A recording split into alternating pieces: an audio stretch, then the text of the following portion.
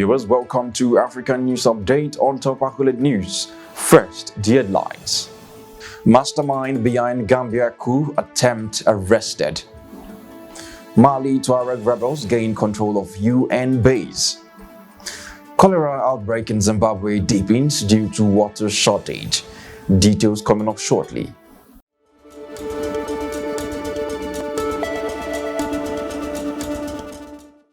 Concerning security, mastermind behind Gambia coup attempt arrested. The mastermind behind the forged coup plot in Gambia has been found guilty of treason and sentenced to 12 years in prison. Lance Corporal Sanna Fadera was accused of planning to unlawfully overthrow the democratically elected government. The High Court ruling also acquitted 3 other military officers, while 1 soldier remains a fugitive.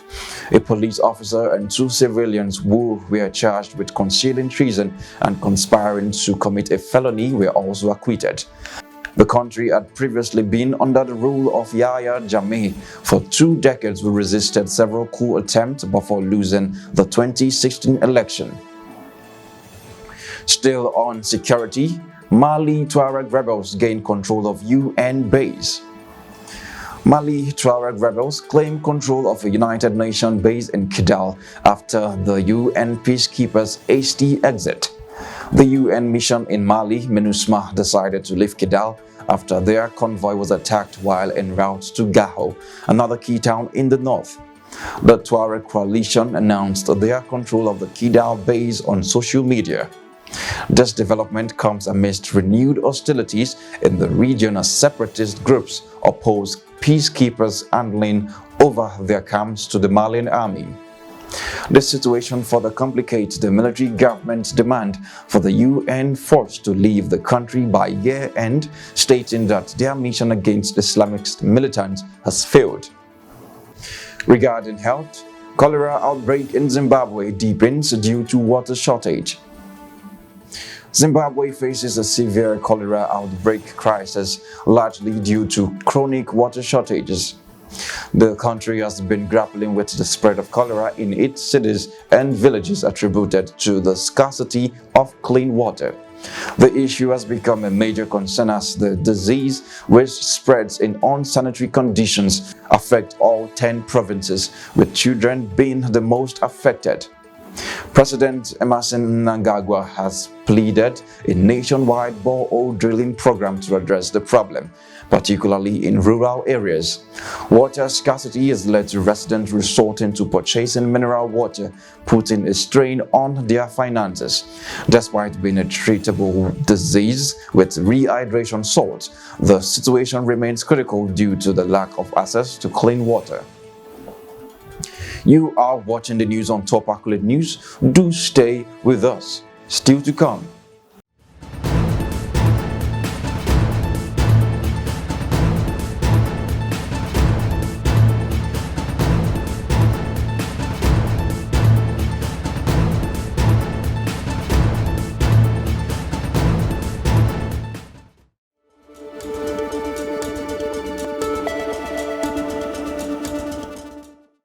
Welcome back and thanks for staying with us. On business matters, Kenya's protest against tax law.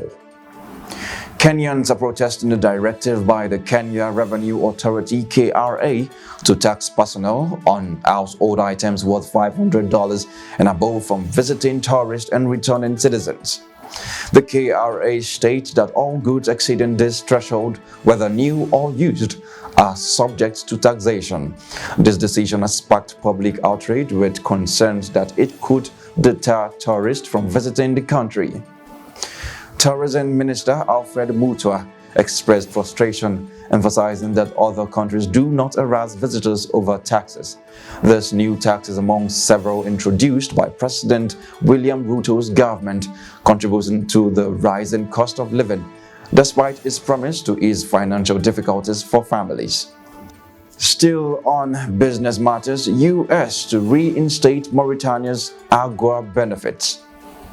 The United States has announced its decision to reinstate Mauritania's benefit under the African Growth and Opportunity Act AGUA program in January next year. This follows an eligibility review in which Mauritania demonstrated substantial progress in worker rights and the elimination of forced labor. The benefit had been suspended in 2019 due to concerns over workers' rights violations in the country. However, the United States has terminated AGWA benefits for Gabon, Niger, Uganda, and the Central African Republic.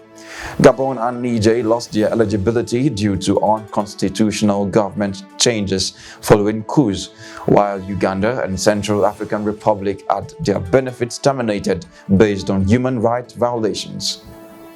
In sports, Super Falcons record a good win against Ethiopia.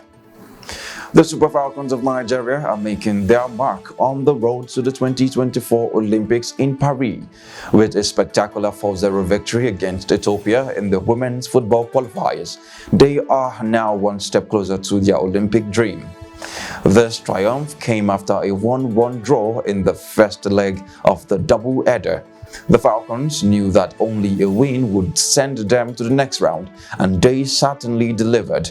2 second-half goals from the hard-working captain Rasheedat Ajibade, a first-half strike from the US-based Uchenna Kanu, and another goal from Barcelona striker Azizat Oshoala secured their passage. Their next challenge will be Cameroon, who beat Uganda 3-2 on aggregate. The Super Falcons aim to qualify for the Olympics for their first time since Beijing 2008. That concludes our African news update for today. Stay tuned for more news and development across the continent. Thanks for joining us. I am Jonathan Hubei. Connect and engage with us on all our social media handles. Do have a wonderful day.